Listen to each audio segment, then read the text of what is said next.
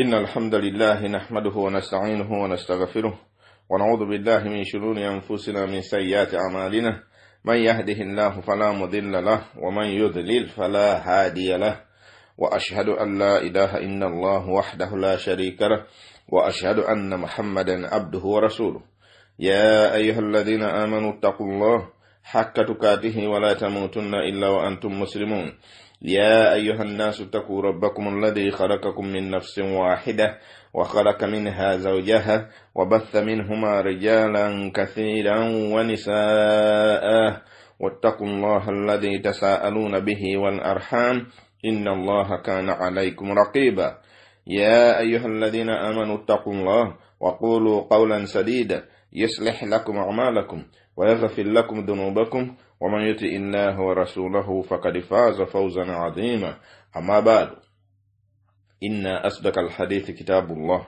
وخير الهدي هدي محمد صلى الله عليه وسلم وشر الأمور محدثاتها وكل محدثة بدعة وكل بدعة ضلالة وكل ضلالة في النار.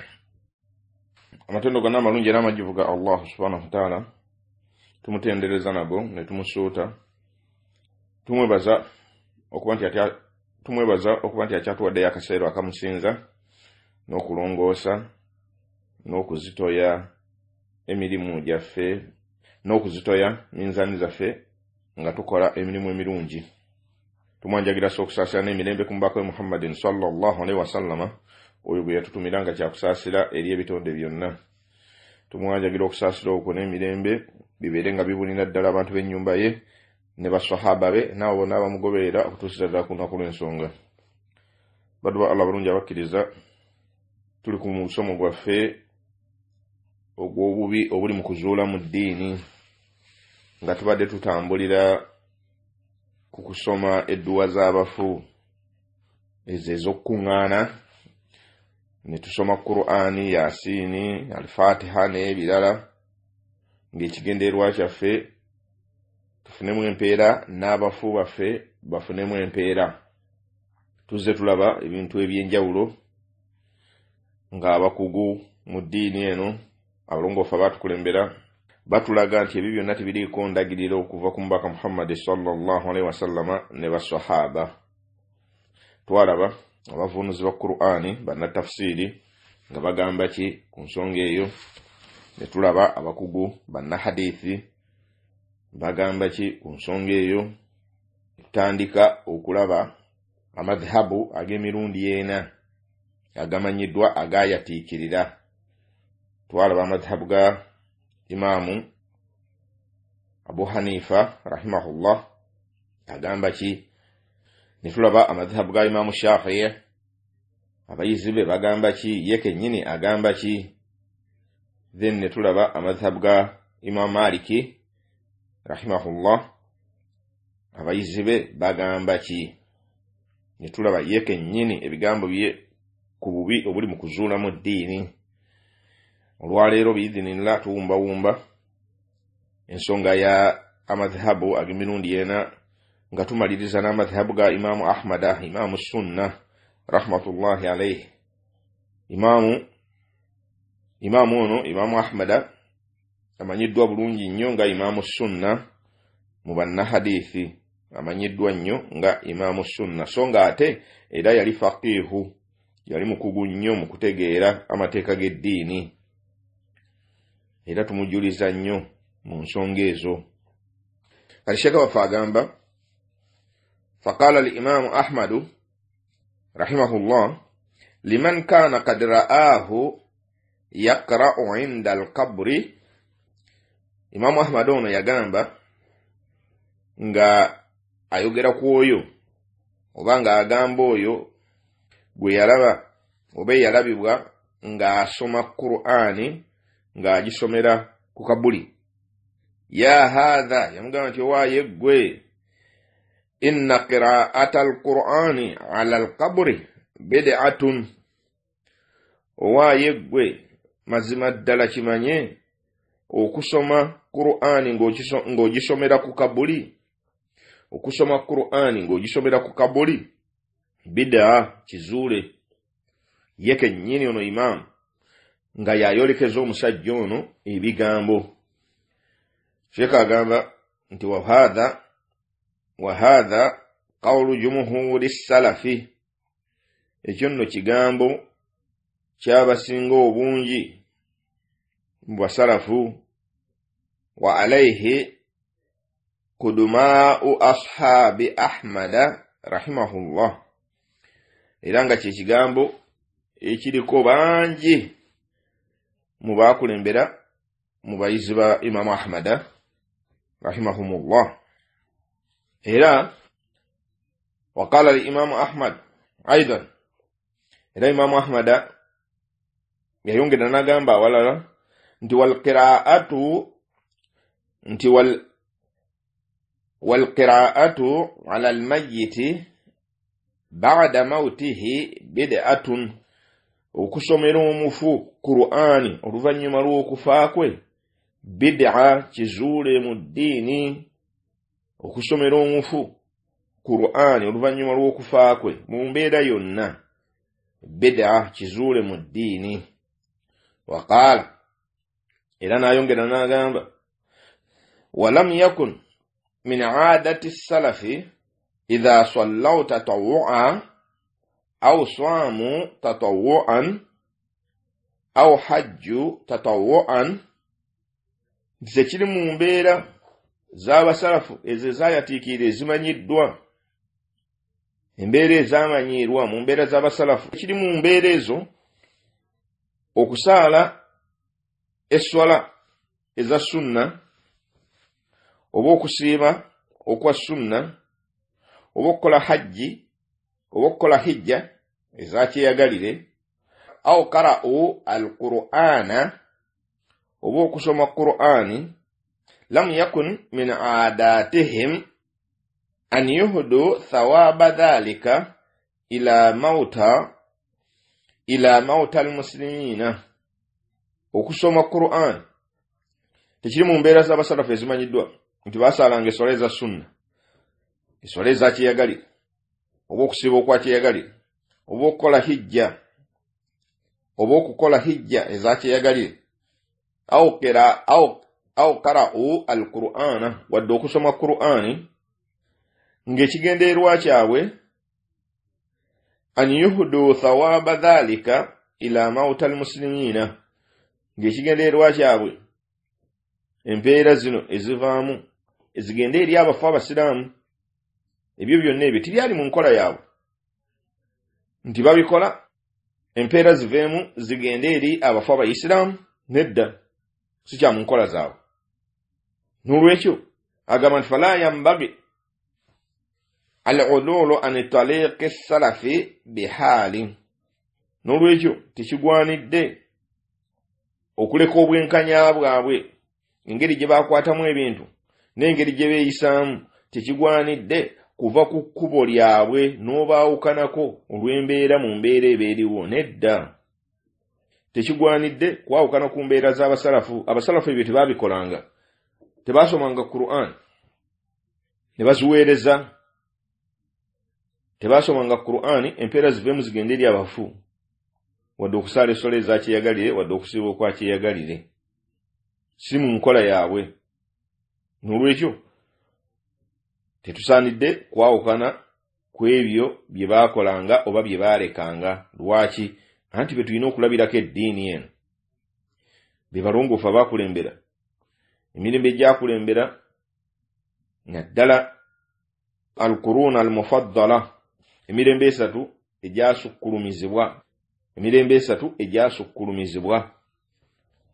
gye tuddukira ne tutunula ne tulaba baakola batya, beeyisanga batya, biki bye baalulunkaniranga okukola na biki bye baalulunkaniranga okuleka. Bwe weekwata ku mbeera zaabwe ne ku nkola yaabwe, tewali kubuusabuusa oba oli mu kkubo eggolokofu.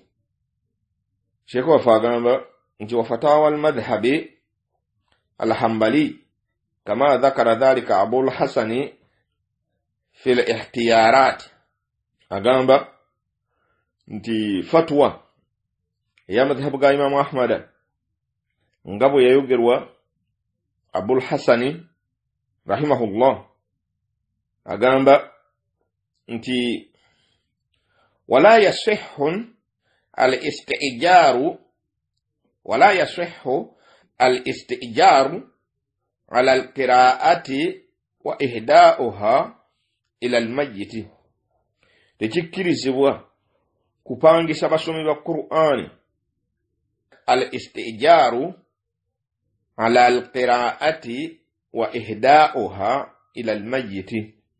Tekikirizibwa kupangisa basomi ba Qur'ani ngekigenderwakyo ki bajje basome Qur'ani empeera zino ziveemu zigende eri omufu li'annahu lam yunqal an ahadin min al-ulama'i al-idhnu fi dhalika. Olw'ensonga nti tewaliwo wonna wekyayogerwa oba wekyajjibwa kw'omu ku bayimaamu wonna wekyajjibwa kw'omu ku bamanyi tewaliwo wonna wekyajjibwa wadde kw'omu mu bamanyi nga bakkiriza ensonga eyo. Betwogera abamanyi wano twogera abamanyi abalongoofu abaakulembera abeesigwa betujjako eddiini. Wakad qala al-ulama'u abamanyi baagamba inna al-qari'a idha qara'a li ajli al-mali fala thawaba lahu. Abamanyi baatugamba dda nti inna al-qari'a omusomi wa Qur'an idha qara'a li ajli al-mali fala thawaba lahu.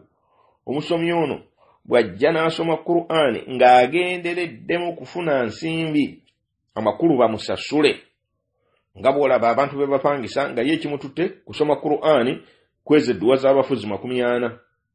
Omuntu oyo tafunamu mpeera mu Qur'ani eyo gy'asomye olw'okuba nti bamupangisiza ekigenderwa kye kugenda kusoma Qur'ani eno afunemu omusaala bamusasule.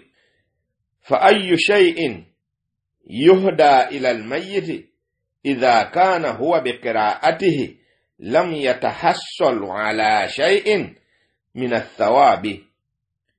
Agamba fa ayyu shay'in yuhda ila al-mayyit idha kana huwa biqira'atihi lam yatahassalu ala shay'in min ath-thawabi. Kibuuzo kikulu nnyo kyabuuza nti bw'obanga ekigenderwakyo kusindika mpeera zino zigende eri omufu, omufu ono anaazifuna atya? Idha kana huwa biqira'atihi lam yatahassalu ala shay'in min ath-thawab. Omufu ono anaafuna atya empeera ezo nga mu kino ekikoleddwa temulimu mpeera zivuddemu? Ono afiiriddemu awo, ono nnyini kukola mulimu guno afiiriddemu awo, tafunye empeera. Kati ate eri zinaatuukayo zitya? Kyabuuza. Ono omusomi afiiriddemu awo lwaki? Anti enniya ye yazze asome bamusasule, kati tafunyemu mpeera. Kati ate z'osindikira oli omufu zinaavaawa ng'eno mu kikolo teri kavuddeyo.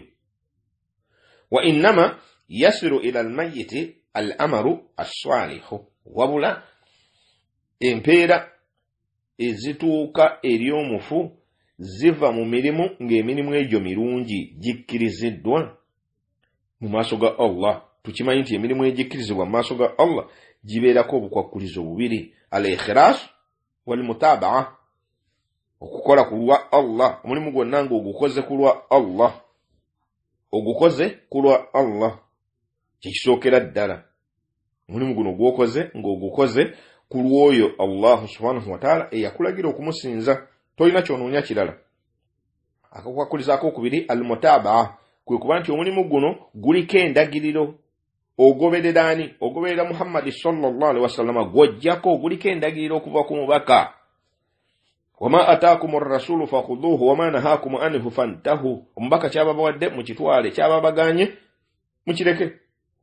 Agenda mu maaso n'agamba wal istijaru ala mujarradi tilawa lam yaqul bihi ahadun min al-a'imma. Okupangisa abantu nga abantu bano basomi ba Qur'an ng'ekigenderwa just kusoma busomi Qur'ani, lam yaqul bihi ahadun min al-a'imma, tewali n'omu ku bayimaamu abamanyiddwa abeesigwa yakyogerako nti gye kiri era kikolebwa. Wa innama tanaaza'u fil istijaari ala ta'limi al-Qur'ani. Mpozzi ekimanyiddwa abamanyi ba imaamu abakugu mu ddiini enkaayana eririddawa eri ku kupangisa muntu kusomesa Qur'ani. Wewali enkaayana kupangisa muntu ng'ekigendeerwa omuntu ono omupangisiza ajja asomese Qur'ani. Hadha huwa alladhi tanaaza'a fihi al-a'imma.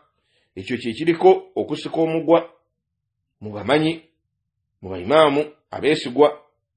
Wa amma hadha wabula n'ekyo ekyokupangisa omusomi ajje asomere abafu falam yatakallamu fihi ahadun, tewali n'omu yakyogerako. Walam yatanaaza'u fihi, wadde okubeerako enkaayana yonna. Wa innama ajma'u ala bid'iyyatihi, wabula bakyegattako abamanyi nti kizuule mu ddiini, yenna abakikoze aba azuula mu ddiini. Yani qiraa'ata al-Qur'ani, okusoma Qur'ani ng'ogisomera abafu. Wastijaara man yaqra'u al-Qur'ana yaqsidu iswala thawabi al-maqru'i lilmayyiti. Agamba nti okupangisa abasomi ba Qur'ani ng'ekigendeerwa zempeera zino okuvaamu zigende eri omufu. Hadha lam yatanaza'u fihi al-a'imma, ekyo abakugu bayimaamu abeesigwa mu ddiini tebakiinaako nkaayana wadde. Wa innama tanaza'a al-a'imma fi jawaazi al-akhdhi al-ajri ala ta'limi al-Qur'ani. Agamba nti abamanyi enkaayana eririddawa, enkaayana eri kukuba nti omuntu asasulwa empeera olw'okusomesa Qur'ani. Hal yajuz aw la yajuz? Abaffe kikkirizibwa oba tekikkirizibwa? Mu fatwa eno gye tuli mu kusoma fatwa ng'eva mu madhhabu ga Imaamu Ahmada bin Hanbali yawandiikibwa mu ikhtiyarat kya Sheikhul Islam Ibn Taymiyyah rahimahullah, akugamba nti okupangisa abantu bajje basome Qur'ani nga bagisomera abafu, ekyo tekiriiko nkaayana mubamanyi. Kizuule ekifu, kizuule. Enkaayana eririddawa? Enkaayana eri kukupangisa muntu ajje asomese Qur'ani ng'ogenda kumusasula omusaala. Abaffe hal yajuzu dhalika aw la yajuzu? Ekyo kikkirizibwa oba nedda? Faminhum man abaha al-ajra ala ta'limi al-Qur'an. Mulimu abakkiriza nti kikkirizibwa okupangisa omuntu nga ogenda kumusasula n'omuwandiika ajje asomese Qur'ani. Abamu bakkiriza nga bagamba nti kikkirizibwa okumusasula.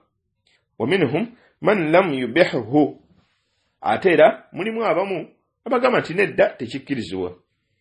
Ebyo bimanyiddwa, ebyo ebigambo bimanyiddwa. Mwebali abawalimu abagamba nedda tokkirizibwa kufuna musaala kusomesa Qur'ani. Abalala ne bagamba nti nedda kikkirizibwa, abalala ne bagamba nti kikkirizibwa. Nolwekyo agusige masala getwagala okugendamu, tuli ku nsonga ya kusomera abafu Qur'ani. Ekyo bakyegattako nti bid'a tekikkirizibwa. Nolwekyo don't waste your time muganda ng'omukkiriza omulungi. Leka kubuzaabuzibwa n'abo abagoberera okwagala kw'emyoyo gyabwe. Leka kubuzaabuzibwa n'abo abagoberera okwagala kw'emyoyo gyabwe. Weefeeko ggwe nga ggwe omufuuwo. Lowooza nnyo ku ekyo ekinaamugasa. Lowooza nnyo ku ekyo ekinaamugasa. Leka kwesiba ku kintu kirimu kusika mugwa. Daa ma yaribuka ila ma la yaribuka. Nabbi sasa bw'ati bw'atugamba ekirimu enkaayana kiveeko, genda ku ekyo ekitalimu nkaayana. Abakugu bakugambye nti eyo bid'a. Lwaki olemerako n'ogamba Seeka gundi yagamba kikkirizibwa? Sekagun ne gundi bali juzi ku mukolo nga bakuŋŋaanye gwe tewabalaba nga kuliko n'aba PhD bamaseeka abakulu bonna bambadde amajjuba tewabalaba ku dduwa ya gundi. Kati gwe lwaki otugamba subhanallah abo bamaseeka abo ddala genda obabuuze nti bakama baabwe abaabasomesa bwe baali babatikkira nga bafuluma mu masomero ago baabakkirizaako okugenda okusoma edduwa ezo? Nedda. Baabasomesaako ebintu ebyo nti nno mugende mukuŋŋaanya abantu mubasomere edduwa z'abafu? Nedda. Bifu ebyo bye baliko bifu tobuzaabuzibwa. وفي شرح الإقناء قال الأكثر يعني من أهل المذهب bagamba abasinga obungi yani min ahli almadhhabi abakugu abayizi ba madhhabu gano bagamba nti la yasilu ila almayyit thawabu alqira'ati wa anna dhalika yani dhalika thawaba ala alqira'ati lifa'ilihi wa la yasilu shay'un min dhalika thawabi ila almayyit. Ulira sawa nti empeera tezituuka eri mufu. Mpeera ki? Thawabul qiraati, empeera ez'okusoma tezituuka ala alqiraati. Empeera zino ez'okusoma Qur'an, empeera eziva mu kusoma kuno tezituuka lifa'ilihi, ono nannyini kikolwa kino, nannyini kusoma ono tafunamu mpeera. Lwaki? Kino ekirungi kyakola akikoledde mu kifo ekikyamu, n'olwekyo tekijja kukkirizibwa. Tekijja kukkirizibwa.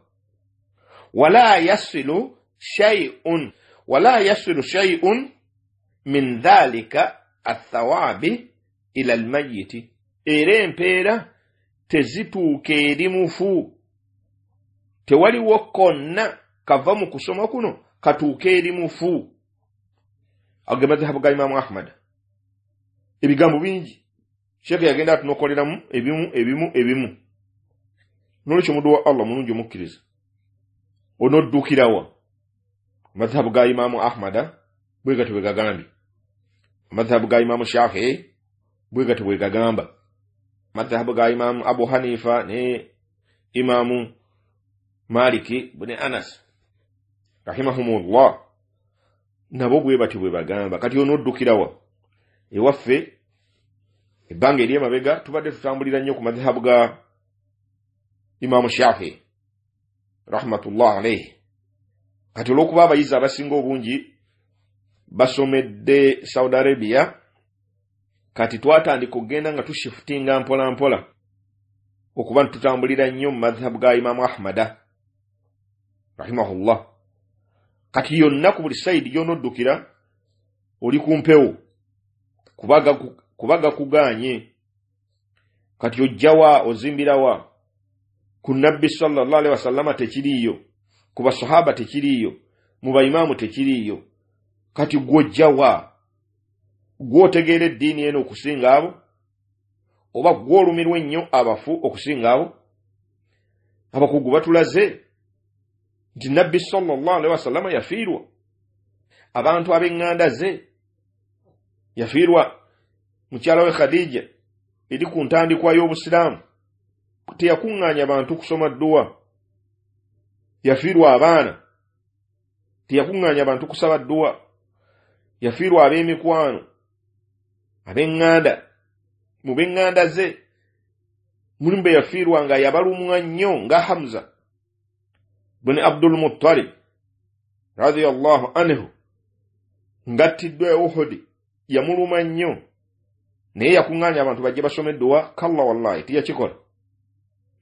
Nabbi sallallahu alaihi wasallam yafa, basahaba bakuŋŋaanya abantu ti mujje tusomere Nabbi sallallahu alaihi wasallam edduwa? Nedda, tekyaliwo. Abubakar Siddiq radiyallahu anhu yafa oluvannyuma lw'emyaka 2 n'emyezi, oluvannyuma lw'emyaka 2 n'ekintu okuva ku kufa kwa Nabbi yafa. Basahaba bakuŋŋaana ne bamusabira edduwa? Nedda. Toŋŋamba nti eyo urufu nga bwe mutandise otugamba ku basajja okuba amataali mbwanti okuba amataali eri yali urufu ng'eragira bakazi bokka okugakuba n'olwekyo ffe si urufu yaffe. Allahu akbar. Ffe urufu yaffe Abaganda abasajja be bakuba eŋŋoma ng'abakazi bazina. Kati bw'oba ogoberera urufu lwaki togenda n'ebyo by'Abaganda abasajja be bakuba eŋŋoma n'engalabi ebyo urufu yaffe lwaki ekyo si kyogenda nakyo? Bw'okuŋŋaanya abantu okusoma edduwa anti ogoberera urufu. Gula abagoma bakisimba n'engalabi zijje zivuge. Lwaki ononooza mataali anti muli ku mawuledi mugamba mukolo gwa Busiraamu? Lwaki munonooza mataali?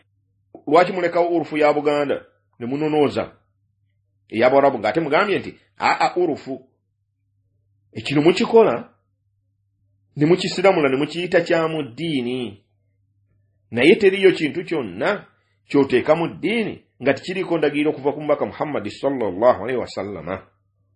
Man amila amalan laysa alayhi amruna fahuwa raddu. Man ahdatha fi amrina hadha ma laysa minhu fahuwa raddu. Ezo hadisi tuzisomye enkya n'eggulo. Mama waffe Aisha yatunyumiza. Man amila amalan laysa alayhi amruna fahuwa raddu. Oyo yenna akola ekintu kyonna nga tikiriko ndagiriro okuva ku mubaka Muhammad sallallahu alaihi wasallama kimuddizibwa.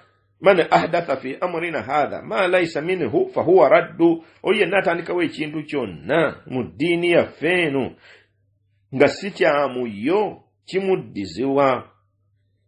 Kati lwaki omala ebiseera byo entuuyo ne ziyiika mu kalifa ali mu kuzikira? Allahu akbar. N'olwekyo byonna bijweteke bizuule mu ddiini tebiriiko ndagiriro. Umar ibn al-Khattab Muyahudi amutta amufumita ekiso afa. Bakuŋŋaanako nno bamusabire edduwa bamusomere Qur'an. Nedda. Uthmani yafa. Baswahaba bangi baafa. Ddala ani yandibadde asinga okwagala okumusomera Qur'an okusinga baswahaba singa ddala kyali kya mu ddiini? Qur'an eno yakka ku mulembe gwabwe be batusinga okugitegeera mu kugisoma ne mu makulu ne mu kugikolerako. Be batusinga. Tewali wowe tubenkanirako n'akatono mu kugimanya amakulu gaayo. Allah subhanahu wa ta'ala ategeeza ki? Mu kugisoma okugikoolobya. Ubayy ibn Ka'b onoomuddawa. Tamimu ad-Dari onoobaddawa. Abu Musa al-Ash'ari onoomuddawa mu kukoolobya. Nabbi sasama gwe yagamba nti waweebwa mizmal min mazamir al-Dawuda. Waweebwa entongooli mu ntongooli za Nabbi Dawuda engeri gy'okoolobyamu Qur'an. Kugitegeera Ibn Mas'ud onoomuddawa. Ibn Abbas onoomuddawa. Bakabaka Ibn Mas'ud agamba nti nakwata essula 7 nga nzijja ku lulimi lwa Nabbi sallallahu alaihi wasallam ayogera bw'ati afulumya ebigambo nga bwe biyingira mu matu gange ne bigenda mu kifuba kyange ne bitereera ku mutima. Nenkwata essula 7 kugikolerako. Be bakabaka bateeka mu nkola buli ekyajjanga nga bamira bumizi. Qur'an yezze egambye nti nno omwenge kati gufuuse haramu. Min amali shaitani fajitanibuhu. Omwenge gulimu egyo emirimu gya shaitani. Omwenge gulimu egyo emirimu gya shaitani fajitanibuhu. Mugwewale temuddayo gunywa. Anas ibn Malik agamba nti yali akutte akagiraasi ne mumusomera aya awo we yakakomya tiyagamba nti kanyongereko omumiro. Kigamba nti n'abamu okwegoga beegoga gwe baali banywedde. Baayiwa omwenge ne gukulukuta mu Madina nga gyobera nti enkuba etonnye. Naye ffe batusomera Qur'ani nti Allah aganye kino ne tufuguma. Onojja wa tafsiri ya Qur'an nga teri mu sahaba. Abavunuzi bonna bazimbira ku bigambo by'abasahaba. be batutuusaako nabbi sallallahu alaihi wasallama kiyagamba. Basahaba n'obatuukako otya? Tosobola kubatuukako okujja ng'oyise mu batabe. Kyova bakugamba Mujahidi yagamba, Ikrima yagamba, Nafi'u yagamba. Ikrima Mujahidi baali bayizi ba Ibn Abbas. Nafi'u yali muweereza wani wa Ibn Umar. Kyova olaba nti Imam Malik yagamba nti olujegere sirisida dhahab, olujegere olwa gold, the golden chain, yeyo eva ku Nafi, ani Malik yani Nafi, ani Ibn Umar, ani Nabi sallallahu alaihi wasallama. Olabaawo Imam Malik ajja ku Nafi, Nafi ajja ku Ibn Umaru, Ibn Umaru ajja ku Nabi sallallahu alaihi wasallama. Tunula waawo. Kati omuntu oyo ajja atya n'akugamba ekintu nti ekyo, omuntu ng'oyo akugamba atya nti ekyo kintu bid'a n'ogaana. N'ogamba nti abasalafu bamaze emyaka 3 nga bali wano boonoona bwonoonyi. Ng'abasalafu bano be bakugamba nti ebyo byoliko bifu, akakalaadi k'okutte kafu, okusala ekirevu kifu, okukwesa engoye kifu. Bye bakugamba byonna nga biriko obujulizi. Inna lillahi wa inna ilayhi raji'un. Olwekyo bantu ba Allah bulungi abakkiriza, fahadhihi aqwalu ashabi almadahib al-arba'a ala annahu la yasiru thawabu qira'ati al-Qur'ani ila al-mutawaffa. Ebyo nno bye bigambo by'abakugu bannanyini madahib. Madahib wana agamanyiddwa agayatiikirira: Imamu Abu Hanifa, Imamu Shafi'i, Imamu Maliki, Imamu Ahmad ibn Hanbal rahimahumullah, nga batugamba nti la yasiru thawabu qira'ati al-Qur'an ila al-mutawaffa. Empeera ezisomebwa okuva mu Qur'an zoolekere abafu tezituuka. Wakadhalika qala ulama'ul hadithi, abakugu mu hadithi za Nabbi sallallahu alaihi wasallama nabo bwe batyo batugamba. Wakadhalika qala al-mufassirina, wakadhalika qala al-mufassiruna alaihim rahmatullah, n'abakugu mu kuvunula Qur'an bwe batyo nabo bwe batugamba. Sheikh amaliriza ng'agamba nti wa amma ulama'ul usuli, wabulanna abamanyi banna usuli, banna fiqh, banna usulu fiqh, fa innahum istadallu bi amri akhara an an-nabi sallallahu alaihi wasallama wa huwa sunnatu tarkiyyah. Abamanyi abakugu banna usulu bo balinayo obujulizi obulala bwe beesembesa, nabwo bwe bulwa babujja ku Nabbi sallallahu alaihi wasallama, nga obujulizi obwo ye sunnatu tarkiya, ye sunna y'okuleka, ye sunna ey'okuleka ekintu. Ne bagamba nti nno wa sunna anwa'in, sunna zirimu emiteeko. Sunnatun qawliya, muteeko ogusooka sunnatun qawliya, sunna ya Nabbi sallallahu alaihi wasallama kyekigambo kye kyekikulembera. Ekigambo kye buli lwe kijja kyekikulembera byonna. Wama yantiqu anil hawa in huwa illa wahyun yuha. Muteeko ogwokubiri sunnatun fi'liya, sunna y'ekikolwa kya Nabbi sallallahu alaihi wasallama. Abaffe kino Nabbi sasa ekikola banedda nti ye yakola nga tukola. Omuteeko ogwokusatu sunnatu ikrariya takririya, sunna y'okukkiriza ekintu kikoleddwa maaso ge n'asirika n'atanyega kigambo kifuuse kya mu ddiini. Omuteeko ogwokuna sunnatun tarkiya, ye sunna ey'okuleka. Ejje miteeke ena biidhinillah ejja sunna z'omubaka Muhammadi sallallahu alaihi wasallam. Awe tugenda okukoma biidhinillah nga ku mulundi ogujja tugenda kutunuulira ensonga eyo sheekhe yaginnyonnyola mu bugazi, yajoogerako ebigambo bingi ng'atulaga ma hiya sunnatu atarkiya, sunna ey'okuleka yeeruwa. Lwaki beesebese ebigambo bino bano abakugu? Nti nabbi sallallahu alaihi wasallam bw'aba yaleka ekintu nga teyakikola, okukireka ye sunna. Bw'aba yaleka ekintu nga teyakikola, okukireka ye sunna. Baleeta ebyokulabirako bingi nga bwe tujja obitunuulira biizinillah ku mulundi ogujja. Allah subhanahu wa ta'ala bw'anaaba atwaziseeyo akaseera, Allah subhanahu wa ta'ala bw'anaaba akyatwaziseeyo obuwangaazi, tujja kutunuulira ensonga ezo. Then bwe tunaamala tugende mu maaso n'okutunuulira ezimu ku bid'aati ezikolebwa nga sheekhe bwe yazisengeka wano, nga gye tusinga okwagalamu okutunuulira mwezi yasengeka wano ye tarakaini.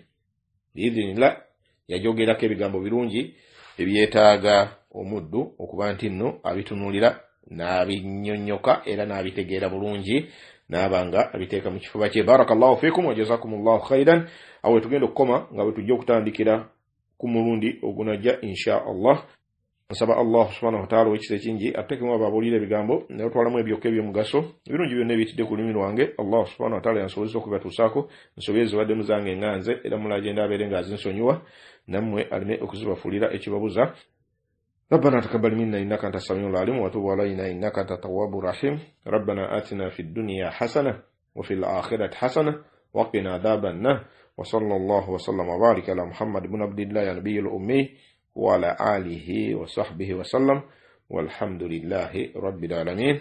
سبحانك اللهم وبحمدك أشهد أن لا إله إلا أنت أستغفرك وأتوب إليك. والسلام عليكم ورحمة الله وبركاته.